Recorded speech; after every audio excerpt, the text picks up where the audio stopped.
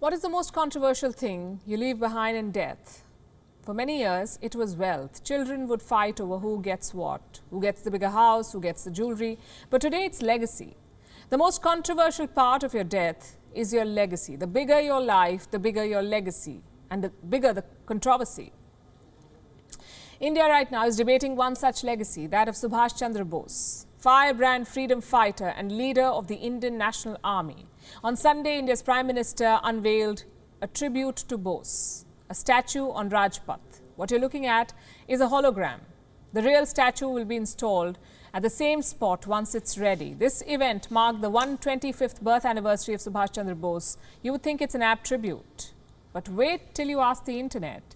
There was a Twitter storm against this decision. Op-eds were published at record speed. They had different arguments, but essentially the same question. Was this statue really needed?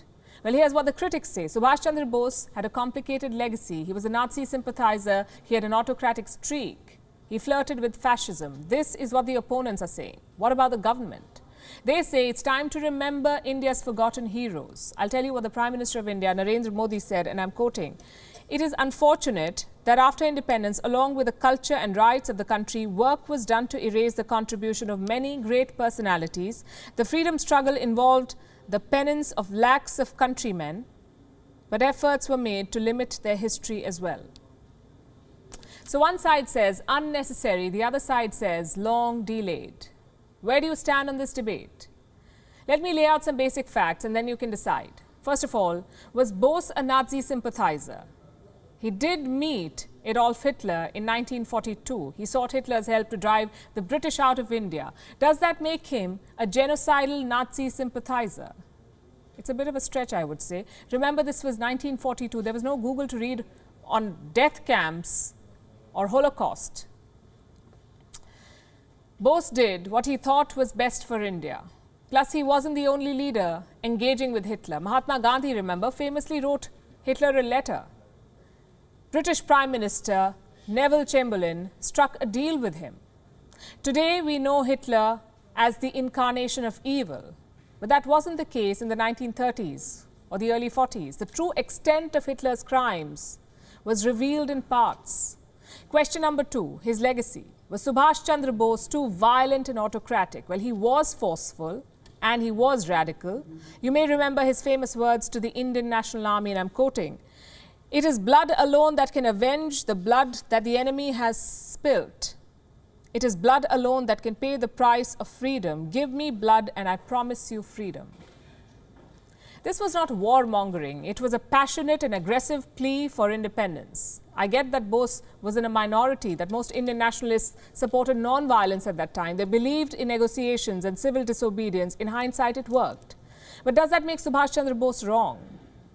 Every movement has two or more factions, the radicals and the moderates. So did India's freedom movement. Subhash Chandra Bose was not wrong, he was different. And in this day and age, we should celebrate that difference. If you read Bose's life story, you'll be impressed. His daring escape from Calcutta, his submarine ride to Japan, his emergence in Germany, his feat of raising 40,000 soldiers while on the run, all of this was done for India's freedom, not for some personal gains. Does that make him perfect? Of course not. Every human being is flawed. Politicians, philosophers, nationalists, everyone is flawed. But it is wrong to discount their contributions, to judge them with contemporary standards.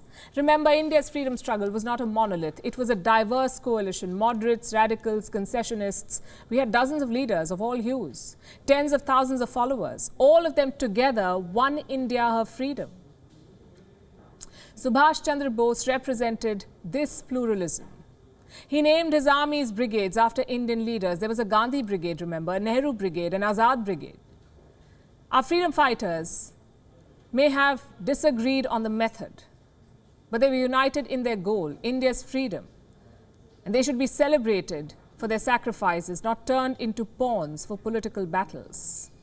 WION is now available in your country. Download the app now and get all the news on the move.